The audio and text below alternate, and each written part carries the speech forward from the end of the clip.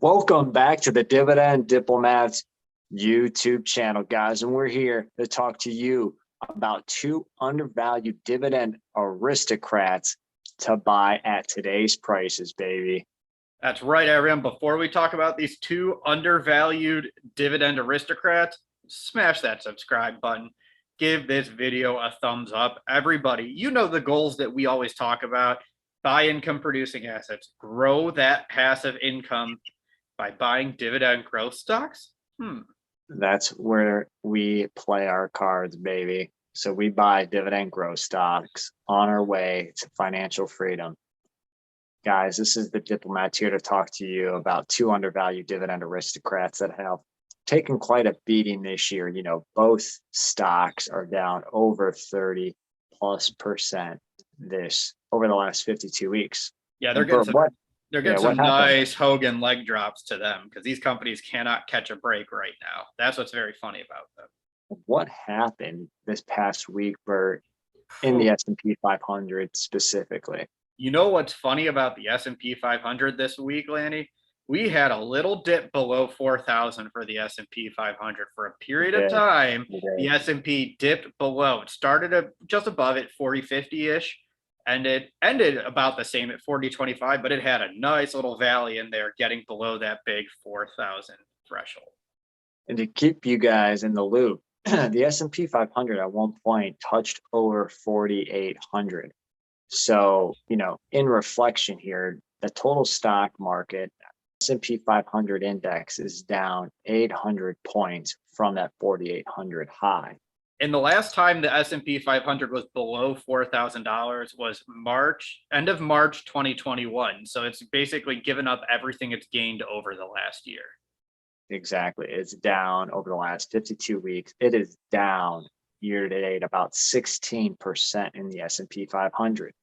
So as investors, this is the time. This is where we have opportunities knocking at the door because you're able to buy that passive income, that dividend income for much less. Bert, let's go. Yeah, and what's cool about these two companies that we are going to talk to all of you about today is we both own these companies.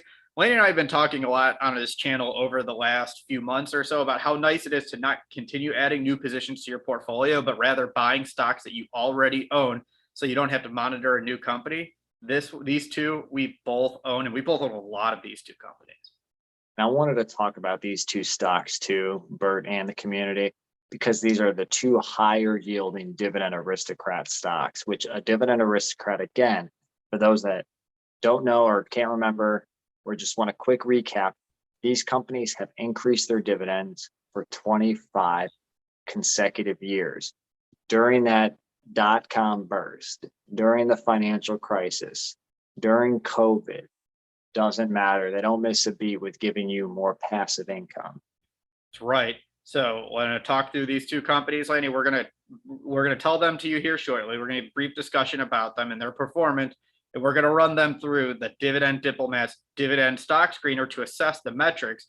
Our stock screener helps us find undervalued dividend stocks for us to research further when we make our investment decisions.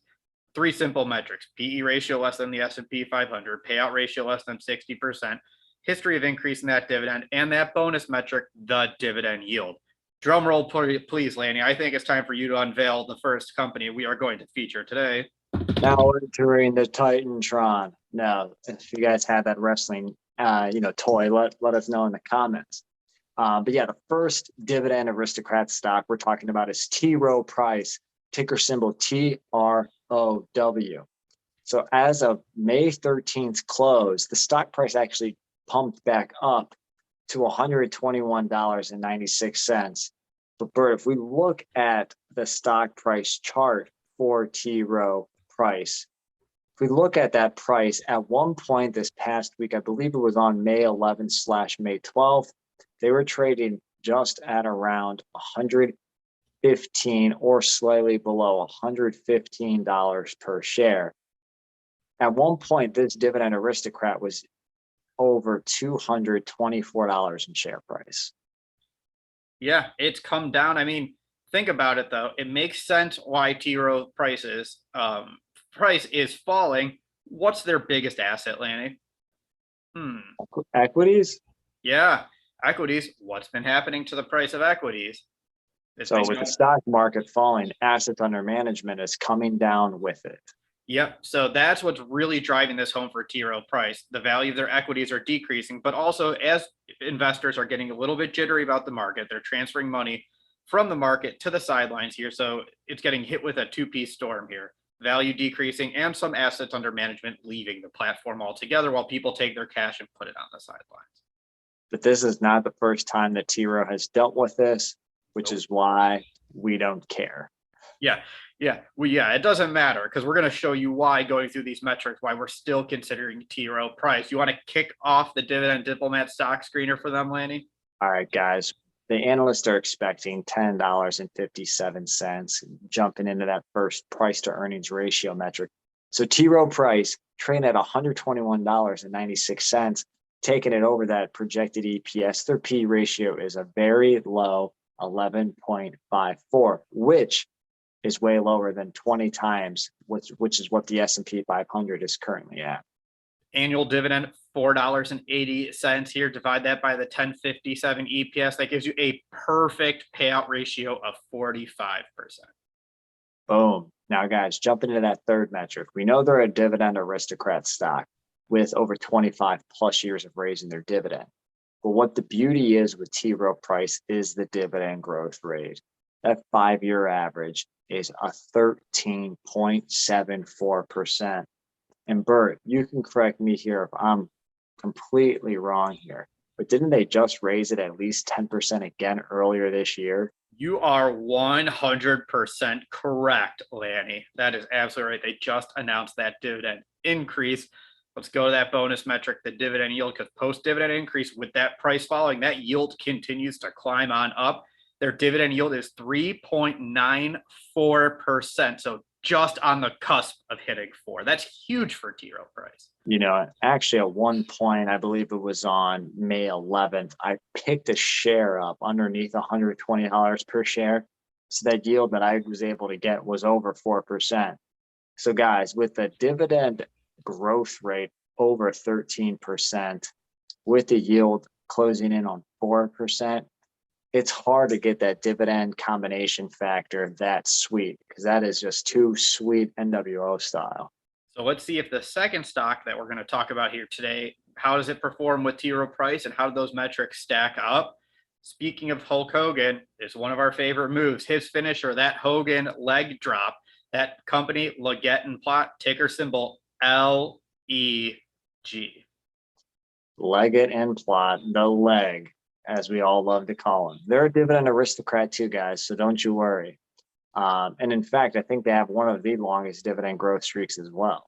Yes, they do. That's absolutely right. And this stock, I'm in baseball mode right now. This is just a company that just feels like they're just batting 200 for the first 2 months of the season. They just cannot catch a break. They can't buy a break here because the stock price continues to hang below $40 per share, and it has for quite some time now. Leg actually had a very similar story to their stock as well during this past week of May 9th, because at one point, you could have literally grabbed shares of this Dividend Aristocrat at $35 per share.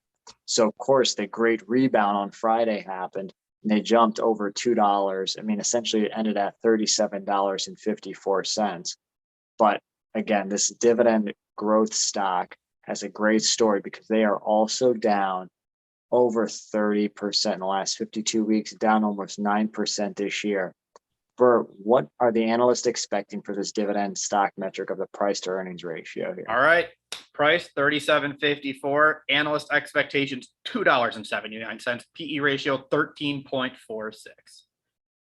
Boom, another low PE ratio, lower than the S&P 500, a little bit higher than T. Rowe Price, but still fairly low. Would you agree, B? I would agree. Let's go to that second metric. The dividend, $1.68 per share on an annual basis.